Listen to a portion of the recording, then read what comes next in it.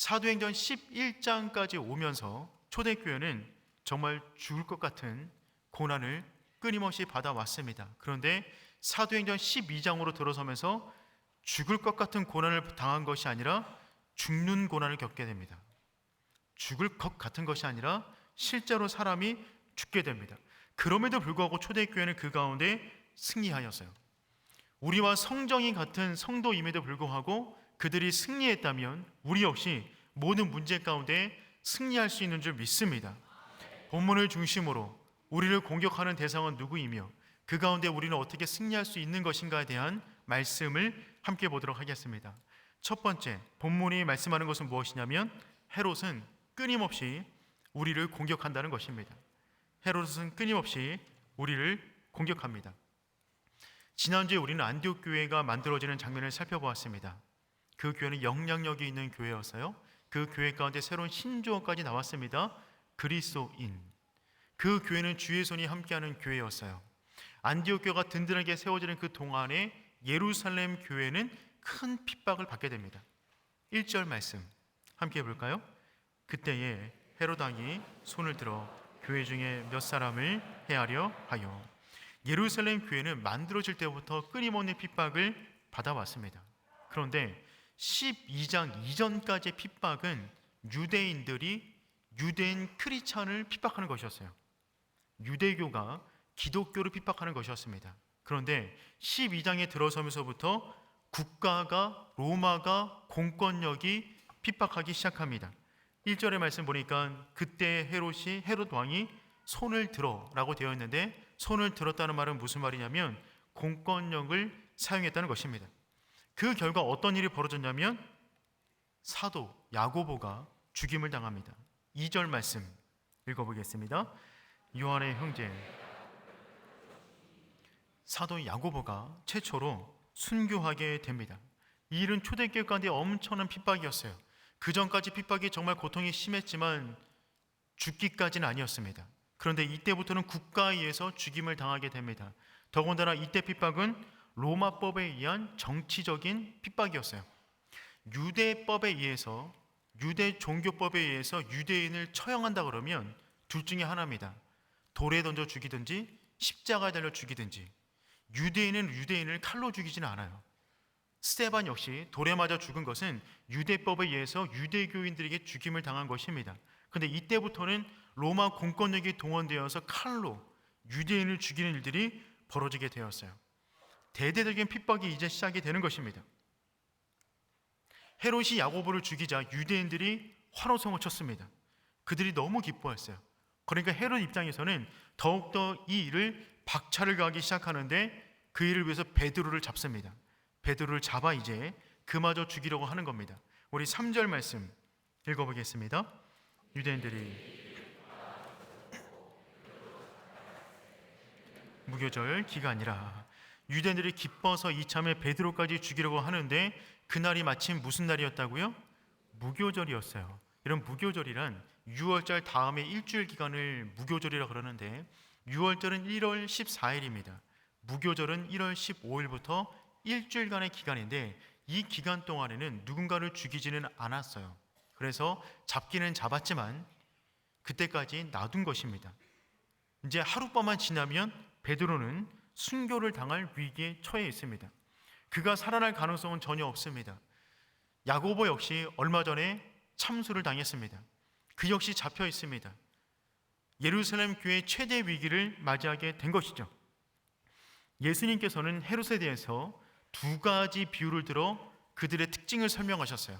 그리고 이들을 경계해야 된다라고 말씀하셨는데 첫 번째 헤롯의 특징은 무엇이냐면 그들은 여우입니다. 누가복음 13장 32절 말씀 읽어보겠습니다. 이르시되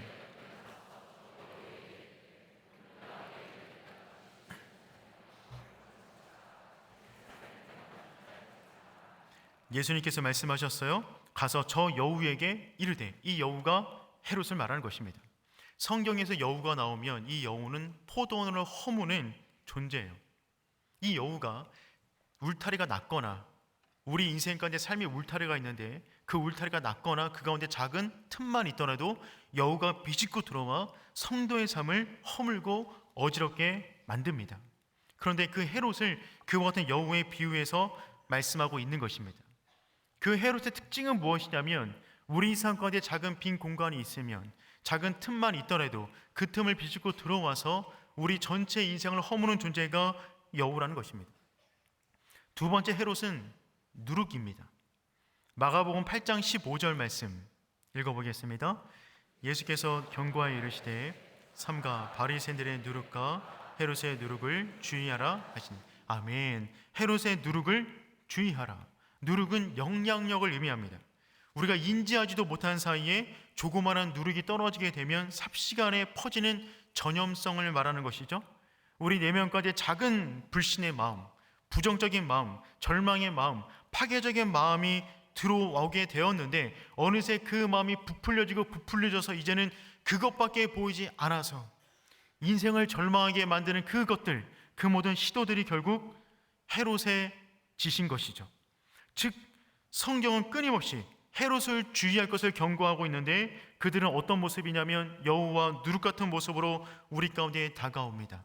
우리 삶의 취약한 부분, 넘어지기 쉬운 부분, 내가 자꾸만 죄와 접촉해 있는 그 부분을 비추고 들어와서 우리 마음 가운데, 우리 생각 가운데, 우리 믿음 가운데 거짓 믿음, 거짓 환상, 거짓 진리들을 퍼뜨려 그것이 전부인 양 그것에 매어 살아가게 만드는 것, 그 모든 것이 결국 헤롯의 일들이 되는 것이죠.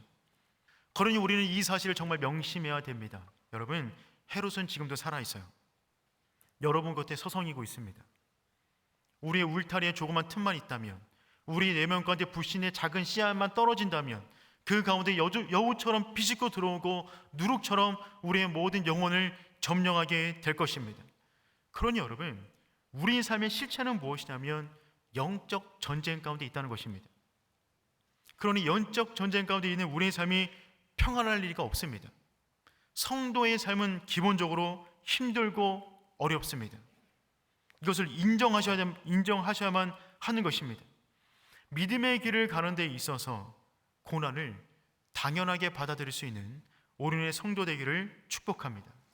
믿음의 길에는 수많은 난관과 어려움이 도사리고 있어요. 성도의 삶의 고난은 삶의 일부분일 뿐입니다. 우리가 최후 승리로 가는 그 길 가운데는 통행료를 반드시 내야 되는데 그 통행료는 고난과 연단과 시련의 통행료를 내야만 하는 것입니다. 그러므로 사랑하는 우리 교회 성도 여러분, 믿음의 길을 가다가 여러 가지 어려움을 만나게 된다면 왜 나만 겪는 고난이냐고 원망하지 마시길 바랍니다. 여러분, 예수님도 헤롯에게 의해서 신문당하셨어요.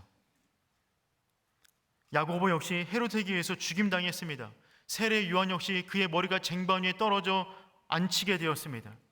바울 역시 마지막까지 헤롯에 의해서 신문을 당하게 됩니다. 그러므로 우리가 믿음의 길을 걸어가다가 고난을 만나게 된다면 우리는 왜 나만 겪는 고난이라고 원망하는 것이 아니라 왜 나에게도 그렇게 영광스러운 자리에 나를 올려놓으신 것이냐고 감사할 수 있는 저와 여러분 되기를 축복합니다. 왜냐하면 성도의 인생 가운데 고난은 당연히 오는 것이지만 그 고난보다 더욱더 당연한 것은 무엇이냐면 그 고난을 통하여 하나님의 영광을 우리 가운데 보여주신다는 것입니다. 여러분, 성도의 삶의 고난이 당연한 것인데 그 당연한 고난보다 더 당연한 것은 무엇이냐면 믿음으로 나아갈 때 우리 가운데 반드시 승리를 주신다는 것입니다. 이것이 오늘 본문이 강조하는 첫 번째 내용입니다. 두 번째는 무엇이냐면 그 모든 어려움을, 헤롯의 공격을 기도로 반격하라는 것입니다. 4절 말씀 읽어보겠습니다. 잡음에 옥에 가두어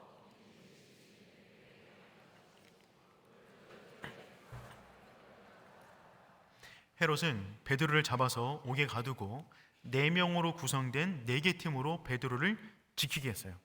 4명으로 구성된 4개 팀이 계속 돌아가면서 베드로를 지키는 것입니다. 그러니까 하룻밤 베드로를 지키기 위해서 몇 명이 동원된 거죠? 16명이나 동원된 것입니다.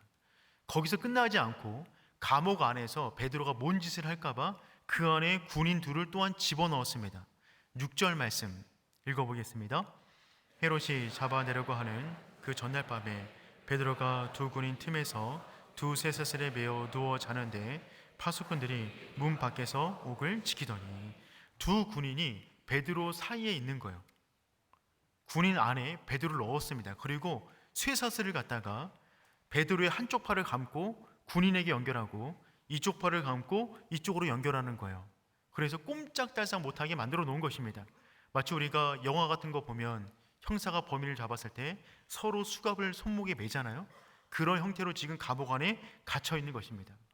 감옥 안에서도 양쪽에 군인이 있고 쇠사슬로 두르고 있고, 감옥 밖에서는 군인 4명이 무장하여 4명이 4조로 교대하여 그 밤을 지키고 있는 것입니다. 아니, 도대체 베드로를 왜 이렇게까지 지키는 것일까요? 베드로는 그 전에도 2번 갇혔는데 2번 탈옥한 경험이 있습니다. 그때 천사의 도움으로 빠져나왔거든요. 우리는 천사의 도움으로 빠져나온 것을 알지만 로마 군인들은 알 리가 없죠. 그러니 마치 이 베드로는 탈옥의 명수인 거예요. 그러다 보니까 그를 도망치지 못하게 하기 위하여 온갖 방법을 동원해서 그를 지금 막고 있는 것입니다. 이제 베드로가 빠져나갈 확률은 제로입니다. 조금 전에 너무나 친했던 예수님의 제자 3인방 가운데 하나였던 야고보 역시 조금 전에 죽임을 당했어요. 이제 내일 아침이면 자기 차례입니다. 이때 예루살렘 교회는 어떻게 합니까? 속수무책인 이 상황, 교회 가운데 최고 리더가 죽을 수밖에 없는 이 상황에 교회는 뭐 합니까? 기도합니다. 기도로 반격합니다. 여러분, 기도는 성도의 칼이자 성도의 방패입니다. 성도는 영적 전쟁 가운데 싸우는 존재인데 성도가 싸우는 무기는 무엇이냐면 기도가 되는 것이죠. 5절 말씀 읽어보겠습니다. 베드로는 아멘. 여러분 4절 말씀 보세요. 4절 말씀 보니까 베드로를 옥에 가두었어요. 그리고 6절 말씀에서는 옥 안에 갇힌 베드로를 어떻게 묶었는지가 표현하고 있습니다. 그런데 그 가운데 4절과 6절 가운데 5절에 교회가 뭐하고 있었다고요? 간절히 기도하고 있었다고요. 고난과 고난 사이에 교회는 뭐 했다고요? 간절히 기도하고 있었다고요. 이것이 바로 우리가 고난과 고난 사이를 살아가는 성도가 살아가는 삶의 모습이 되는 줄 믿습니다. 여러분, 기도가 우리의 힘이에요. 기도가 길을 만들어냅니다. 혹시나 이 말씀을 듣자마자 이런 마음 드신 분 계신지 모르겠어요. 또 기도 이야기입니까? 기도 외에 다른 방법은 정말 없는 겁니까? 정말 교회에서 말할 수 있는 것은 기도밖에 없는 것입니까? 이런 마음이 혹시 드시는 분 계신가요? 네, 맞습니다. 기도밖에 없습니다. 정말 기도밖에 없습니까? 라고 하는 질문에 정말 기도밖에 없습니다 라고 말하는 사람들이 기독교인들입니다. 여러분, 우리는 고난과 고난 사이에 기도로 반격하는 존재입니다. 여러분, 우리는 그리스도인입니다. 그리스도인들은 누구입니까? 예수 안에 거하는 존재들입니다. 모든 일을 만나든지 간에 예수로 반격하는 존재가 그리스도인이 되는 것이죠. 그러니 그리스도인 되는 오륜교회 성도 여러분, 모든 문제를 기도로 반격하시길 축복합니다. 기도는 나의 힘이 아닌 하나님의 힘으로 살아가는 믿음의 표시가 되는 것입니다. 나와 헤롯이 싸우면 헤롯을 이길 가능성은 없습니다. 하지만 하나님과 헤롯이 싸우면 하나님이 무조건 이기세요. 나와 헤롯의 싸움을 하나님과 헤롯의 싸움으로 전환시키는 방법이 무엇이냐면 그것이 바로 기도입니다. 자녀의 힘으로 열 수 없는 문을 아버지의 힘으로는 열 수 있어요. 자녀의 키로 건널 수 없는 강을 아버지의 등에 업히면 그 강을 건너갈 수가 있단 말입니다. 그러므로 가장 강한 성도는 누구냐면, 성도가 다른 것이 강한 성도가 아니라 무릎이 강한 성도가 됩니다. 성도가 무릎 꿇어 기도할 때 하나님의 영광이 나타나 헤롯 역시 우리 앞에 무릎 꿇게 되는 줄 믿습니다. 여러분, 그래서 교회가 기도할 때 어떤 일이 벌어졌냐면 2가지 놀라운 일이 벌어지기 시작해요. 첫 번째 일은 무엇이냐면 베드로가 깊게 잠들었습니다. 이게 첫 번째 응답이에요. 교회가 기도할 때 베드로가 뭐 했다고요? 깊게 잠들었어요. 죽을 것 같은 현실인데 잠자는 겁니다. 깊게 잠들 수 있기를 축복합니다. 다만 지금은 안 됩니다. 베드로는 내일이면 죽을 사람이에요. 조금 전에 동료 야고보가 죽임을 당했어요. 베드로는 원래 겁이 많은 사람입니다. 지나가는 여자아이가 너도 예수 믿지? 강하게 부정을 3번이나 했던 사람이 베드로예요. 근데 이 순간에 뭐 하고 있어요? 자는데 그냥 자는 것이 아니라 정신없이 자고 있어요. 7절에 보면 천사가 그를 구하기 위해서 찾아왔습니다. 그의 옆구리를 찌르기 전에 아마 귀에 속삭였을 거예요. 일어나, 도망가야 돼, 일어나. 양옆에 군사가 있어요. 근데 일어나지 못하는 거예요. 너무 황당하니까 옆구리를 확 쳐버렸답니다. 옆구리를 확 쳤다는 이 말은 무슨 말이냐면 우리가 다음번에 살펴볼 말인데 헤롯을 죽일 때 사용된 단어입니다. 쳐서 죽이듯 그를 깨운 거예요. 천사가 너무 당황한 거죠. 얘가 왜 이렇게 깊게 자는 거지? 얘 이상한 놈 아니야? 근데 그 순간에 교회는 뭐 하고 있었다고요? 기도하고 있었어요. 여러분, 베드로는 지금 기도 응답을 누리고 있는 것입니다. 지금 그 순간에 교회는 베드로를 위해서 기도하고 있는데 교회는 어떤 기도를 하고 있었을까요? 하나님, 베드로 가운데 평안으로 함께하여 주옵소서. 두려움이 사라지게 하여 주옵소서.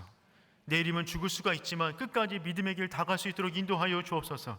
그가 전에 3번이나 예수님 부인했는데 이번만큼은 부인하지 않게 하여 주옵소서. 그의 내면의 평안을 위해서 기도하지 않았을까요? 그 기도 응답을 지금 그는 누리고 있는 것입니다. 얼마나 평안하게 잠을 자는지 자기 집에서 잠을 자듯 옷을 다 벗고 잡니다. 8절 말씀 읽어보겠습니다. 천사가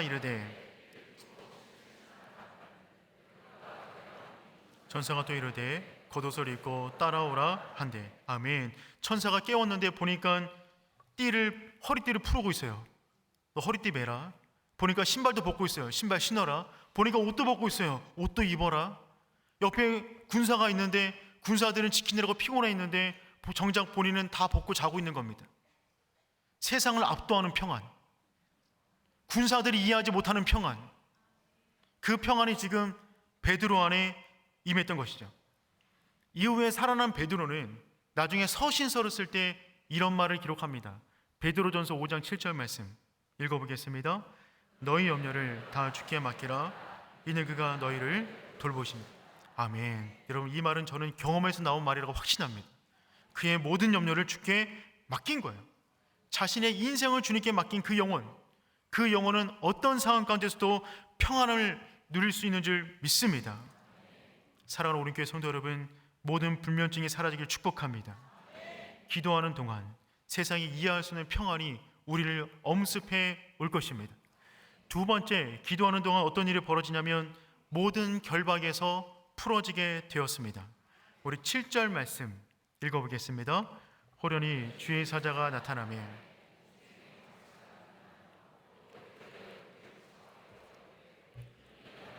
쇠사슬이 그 손에서 벗어지더라. 아멘. 여러분, 기도는 모든 결박을 풀어버립니다. 7절에 보니까 호련히 주의 사자가 나타났다라고 말하고 있어요. 호련히는 갑자기 나타났다는 말입니다. 완벽한 하나님의 타이밍에 인간은 상상할 수 없는 그 순간에 호련히 주의 사자가 찾아온 것입니다. 지금 양옆에 군사들이 있어요. 밖에 4명이 지키고 있어요.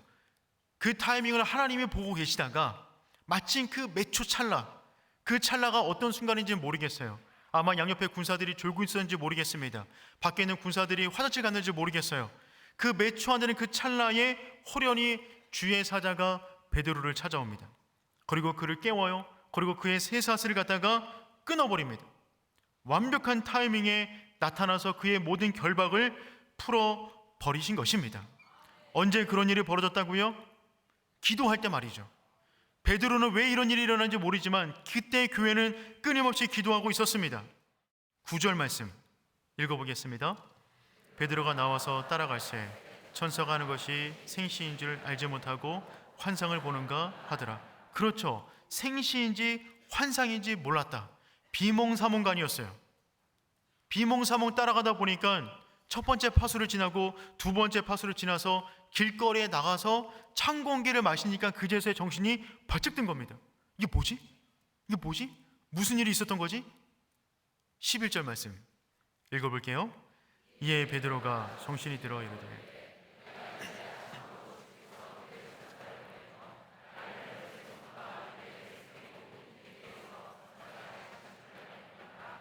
아멘. 이에 베드로가 정신이 들어 이르되 내가 이제야 참으로 지금까지 벌어진 일들을 이해하게 되었다는 것입니다. 베드로가 정신을 차려보니까 이미 탈출되어 있었어요. 정신을 차려보니까 이미 문제가 해결되어 있었어요. 여러분, 우리는 보통 이렇게 기도 응답을 경험하게 됩니다. 고통 가운데 있을 때 하나님이 우리 인생을 막 휘몰아 가세요. 정신이 없어요. 어떻게 되는지 모르겠어요. 나는 비몽사몽과 같아요. 어떻게 끝날지도 모르겠어요. 그런데 깨어나 보니까 문제가 해결되어 있는 거예요. 깨어나 보니까 문제 속에 있던 내가 문제 밖에 있는 것입니다. 깨어나 보니까 살 길을 찾은 것이죠. 여러분, 그러니 지금 혹시 우리가 비몽사몽 같은 시간을 보내고 있고 내 인생이 휘몰아치는 것 같고 내 인생이 어떻게 될지 모를 것 같은 깜깜한 인생을 보내고 있다면 여러분, 믿으시길 바라요. 주님은 지금도 우리를 위해서 역사하고 계십니다. 여러분, 우린 나중에서야 깨닫는 존재예요. 나중에 뒤돌아보니까 전부 다 하나님의 은혜였구나. 하나님은 한 번도 나를 떠난 적이 없으셨구나. 그것을 깨닫게 되는 거죠. 베드로는 너무 기쁜 나머지 그들이 늘 함께 기도했던 그 공간을 찾아가게 됩니다. 마가, 요한 어머니의 집으로 찾아가요. 12절 말씀 읽어볼까요? 깨닫고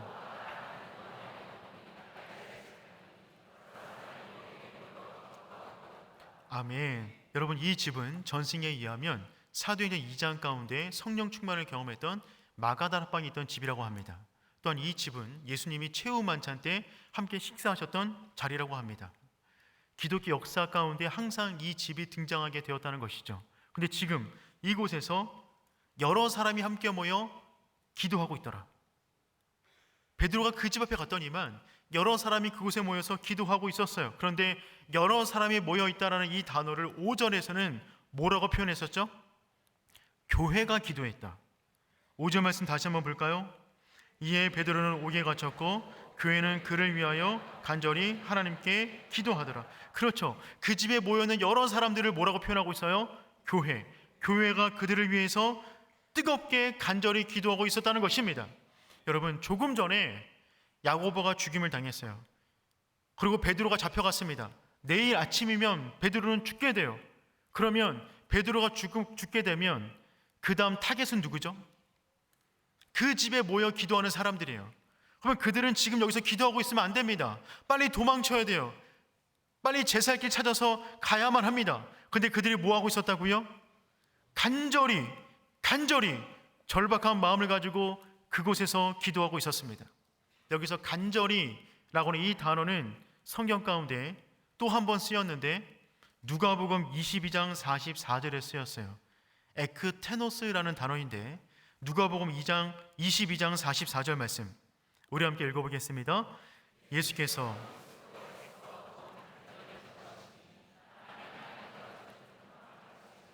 아멘. 예수님께서 다음날 죽음을 앞두고 겟세마네 동산에서 간절히 기도하셨던 그 모습 그대로 그들 역시 내일이 지나면 죽을 수밖에 없는 존재가 됨에도 불구하고 그 집에 함께 모여 마치 겟세마네 동산에서 예수님이 기도하듯이 정말 뜨겁고 간절하게 기도하고 있었다는 것입니다. 여러분, 놀라운 것은 예수님이 겟세마네 동산에서 뜨겁게 기도하실 때, 간절히 기도하실 때 베드로 뭐 하고 있었죠? 자고 있었어요. 지금도 교회가 모여서 간절히 기도할 때 베드로 뭐 하고 있었죠? 자고 있었어요. 정말 한결같은 사람입니다. 정말 사랑스러운 존재인데, 근데 그 순간에 교회는 뭐 하고 있냐면 고난을 피하지 않았다고요. 뜨겁게 모여서 기도하고 있습니다. 이 상황을 돌파해달라 이런 기도가 아니라 우리의 믿음을 끝까지 지킬 수 있게 해주십시오라고 하는 기도를 드리고 있었을 것입니다. 헤롯의 병사들이 칼을 들어서 교회를 겨냥하고 있을 때 그들은 모여서 기도의 칼을 들고 서로 대치하고 있는 거예요. 베드로는 알지 못하지만 그가 잠자는 동안에 성도는 기도하고 있었습니다. 쇠사슬이 풀린 동안에 성도는 기도하고 있었습니다. 옥문이 열리는 동안에 성도는 기도하고 있었어요. 살 길을 찾는 동안에 성도는 기도하고 있었습니다. 여러분, 우리 인생 기도가 만들어 놓은 길을 따라 걸어가는 것입니다.